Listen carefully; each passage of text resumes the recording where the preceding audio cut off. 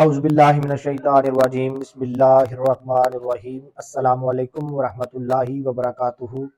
آپ کا host and دوست ڈاکٹر محمد طیب آپ کی خدمت میں حاضر۔ آج ہم بات کریں گے نوزائیدہ کا تنفس، نیونیٹ ریسپائریشن۔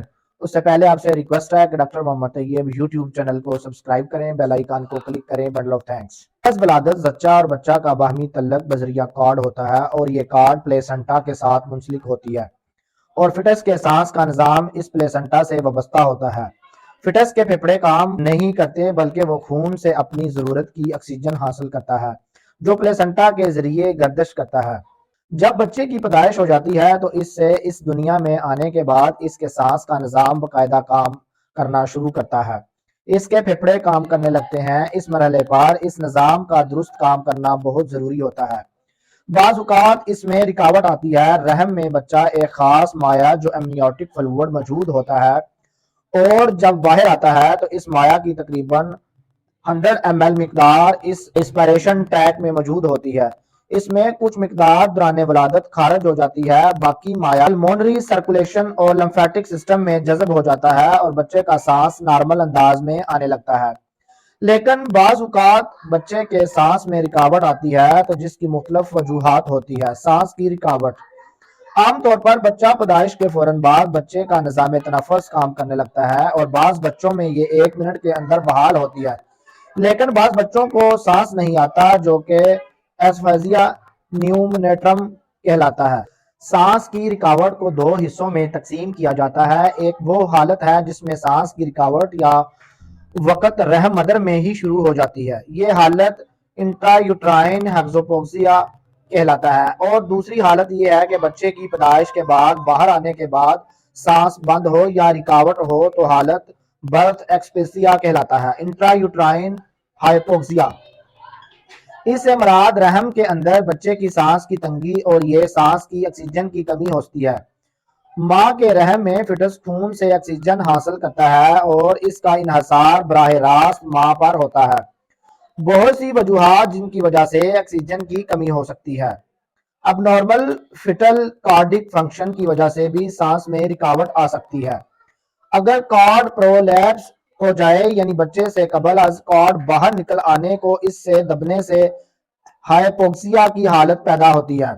اگر دوران ولادت زچگی کے مراحل کو آسان بنانے کی غرض سے آکسیٹوسس ایجنٹس پر مشتمل ادویات استعمال کی گئی ہوں تو تب بھی آکسیجن کی کمی واقع ہو سکتی ہے۔ اگر حاملہ ہائپوٹینشن کا شکار ہو تو بلڈ پریشر کی کمی سے بچے کی سانس میں رکاوٹ آ سکتی ہے۔ اگر عورت ایکلوپیشیا کے دوران کی دردوں کا شکار ہو تو بھی سانس کی تنگی آ سکتی ہے۔ اگر حاملہ کی ہارٹ ڈیزیز امراض قلب میں مبتلا ہو تو مذکورہ حالت پیدا ہو سکتی ہے۔ عورت کے نظام تنفس کی خرابی میں فٹس پر اثر کر سکتی ہے۔ اگر کسی وجہ سے شدید جریان خون ہو جائے تو تب بھی بچے کی سانس کی تنگی ہو سکتی ہے۔ کمپلیکیشن: اگر فٹس رحم مدر میں ہائپوکسیا کا شکار ہو جائے تو گلوکوز کی شدید کمی واقع ہوتی ہے تو میٹابولک ایکسیڈوسس ہو سکتا ہے۔ فٹس بریڈی کارڈیا کا شکار ہو سکتا ہے۔ بعض اوقات پلس ریٹ بڑھ جاتی ہے۔ فٹس کی دماغ میں نالیاں سیریبلر ویسلز پھیل جاتی ہیں، اس وجہ سے فٹس کے دماغ کی سوزن برین سویلنگ ہو سکتی ہے۔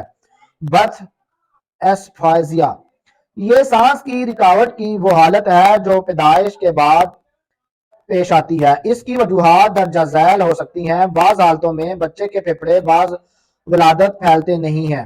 پھیپھڑوں کے نہ پھیلنے کی خرابی ہائپوپلاسٹک لنگز کہلاتی ہے، اس کی بنا پر سانس بند رہتا ہے۔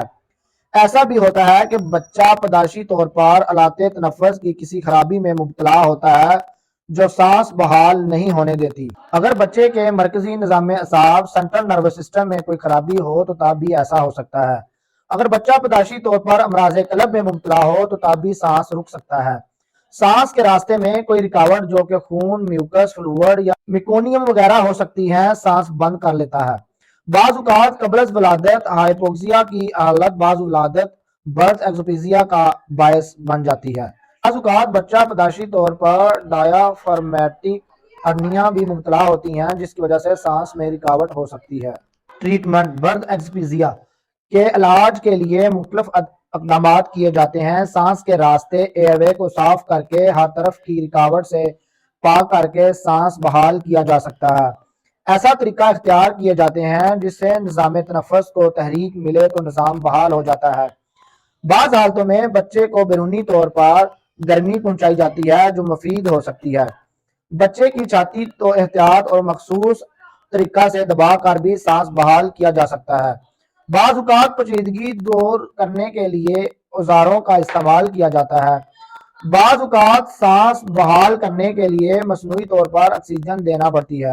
اس عمل میں مختلف ادویات بھی استعمال ہو سکتی ہیں جس سے سانس جاری ہو سکتا ہے۔